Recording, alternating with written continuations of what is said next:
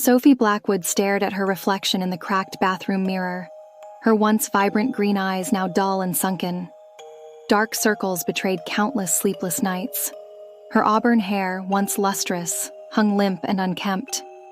At 42, she looked a decade older, worn down by guilt and grief.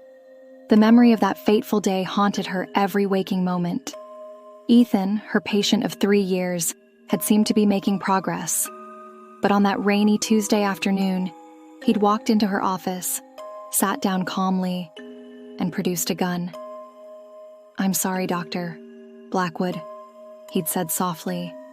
"I can't do this anymore."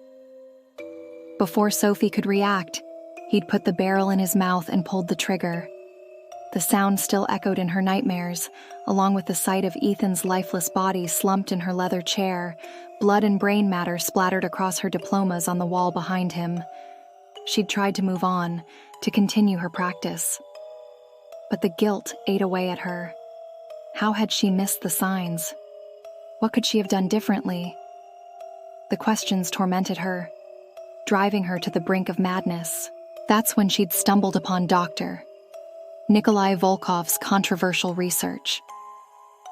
The Russian scientist claimed to have developed a method to access the final moments of the dying, a way to bridge the gap between life and death. It sounded impossible, even unethical, but to Sophie, it represented a lifeline, a chance at redemption. Now, as she made her way through the sterile corridors of Volkov's underground lab, Sophie felt a mixture of anticipation and dread. The facility was a maze of white walls and fluorescent lights, devoid of warmth or comfort. The air hung heavy with the scent of antiseptic and something else, something Sophie couldn't quite place. Dr. Volkov greeted her with a thin smile that didn't reach his pale blue eyes. His gaunt face and shock of white hair gave him the appearance of a mad scientist from a B-movie. "Dr. Blackwood," he said, his accent thick.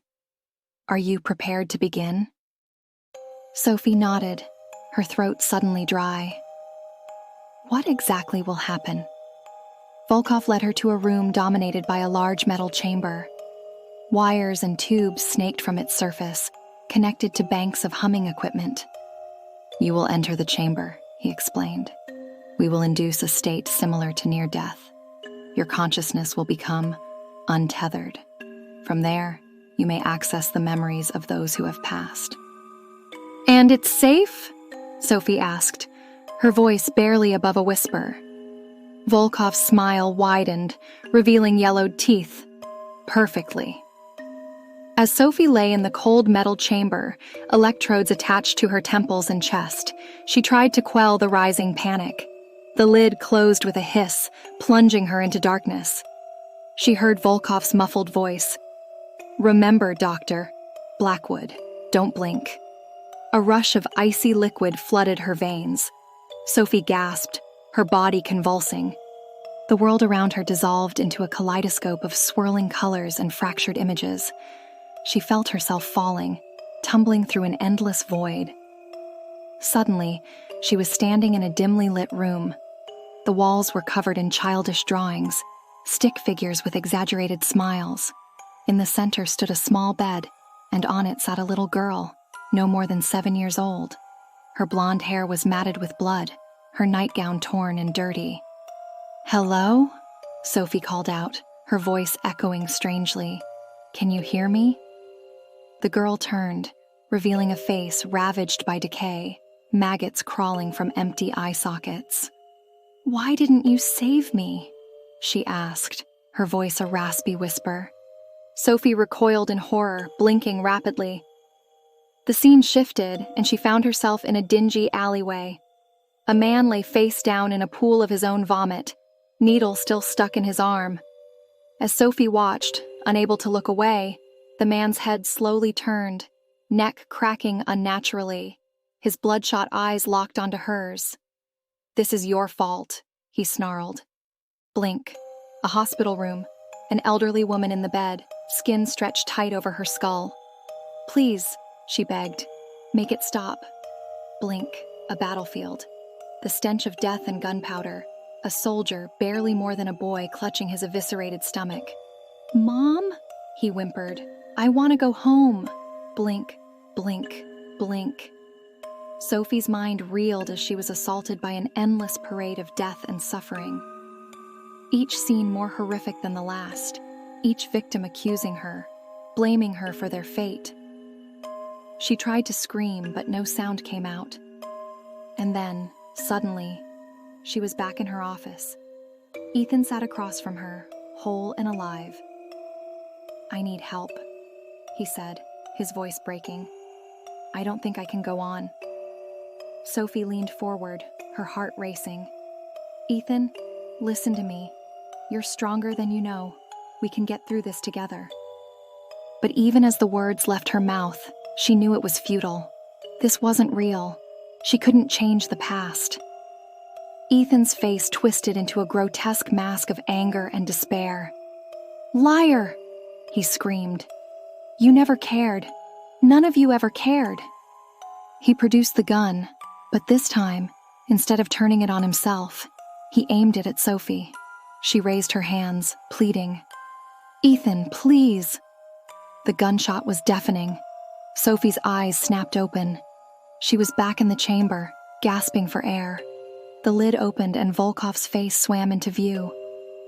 "Fascinating," he murmured. "Your neural activity was off the charts." As Sophie stumbled out of the chamber, her legs weak and shaking, she caught a glimpse of herself in a reflective panel. For a moment, just a split second, she saw not her own face, but Ethan's, blood trickling from a hole in his temple. She blinked, and it was gone. Over the next weeks, Sophie became obsessed with the experiment. She returned to Volkov's lab again and again, each session more intense than the last. She witnessed countless deaths, experienced the final moments of murderers and saints, children and the elderly. The line between reality and the visions blurred. Sophie's appearance deteriorated further. She lost weight, her skin taking on a sickly pallor. Dark thoughts plagued her waking hours. She began to see the dead everywhere, in crowds, in her home, staring at her from mirrors and windows. One night, as she lay in bed, Sophie heard a soft scratching at her bedroom door. Her heart pounding, she called out, "Who's there?" The door creaked open slowly. Ethan stood in the doorway, his form flickering like a bad TV signal. "Why did you let me die, Sophie?" he asked, his voice distorted and inhuman. Sophie scrambled backward, pressing herself against the headboard. "You're not real," she whispered. "You can't be real." Ethan's mouth stretched into an impossibly wide grin, revealing rows of razor-sharp teeth. "Oh, but I am," he hissed. "And I'm not alone." Behind him, Sophie saw a crowd of familiar faces, all the dead she'd encountered in her visions. They pressed forward, filling her room with their rotting, mutilated bodies. "No!" Sophie screamed. "Leave me alone!" She blinked, and they were gone. But the damage was done. Sophie knew she was losing her grip on reality. In desperation, she returned to Volkov's lab one last time. As she lay in the chamber, she made a silent vow. She would find a way to save Ethan, to change the past, or she would lose herself trying. The familiar rush of cold flooded her system. This time, Sophie didn't fight it. She let herself fall into the void, deeper than ever before. She found herself once again in her office, moments before Ethan's suicide. But this time, something was different. She could feel the weight of the gun in her own hand. With a start, Sophie realized the truth. She wasn't observing Ethan's last moments. She was living them. She felt his despair, his hopelessness, the crushing weight of a life that seemed devoid of meaning or joy. And she understood, with perfect clarity, why he had done it. "I'm sorry," she whispered, raising the gun. In that moment, past and present collided. Sophie saw herself, the doctor, lunging forward. "Ethan, no!" The gun went off. Sophie's eyes flew open. She was back in the chamber, but something was wrong. Alarms blared. She could hear Volkov shouting in Russian, panic evident in his voice. As the lid opened, Sophie saw her body convulsing, foam bubbling from her lips, but she felt oddly detached, as if watching from a great distance. "Clear!" someone shouted. A jolt of electricity coursed through her body.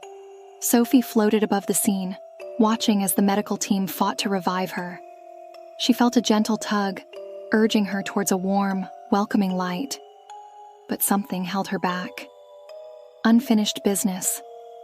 She turned and saw Ethan standing beside her, whole and at peace. "It's time to let go," he said softly. "We both need to move on." Sophie looked down at her body one last time. She saw the moment the doctor called time of death, saw Volkov's face contort with rage and frustration. "You're right," she said to Ethan. "It's time." As they walked together into the light, Sophie finally understood. The only way to truly help others was to first find peace within herself. And in that moment of clarity, she was free. Back in the lab, Volkov stared at Sophie's lifeless body, his life's work in ruins. But as he turned away, he caught a glimpse of movement in the corner of his eye. He spun around, heart racing. For just a moment, he could have sworn he saw two figures, a man and a woman, standing by the chamber, smiling sadly. He blinked, and they were gone. Volkov shook his head, trying to clear it. He had work to do. After all, there were always more subjects willing to stare into the abyss. And the abyss, as always, stared back. "Don't blink," he thought to himself. "You might miss something important."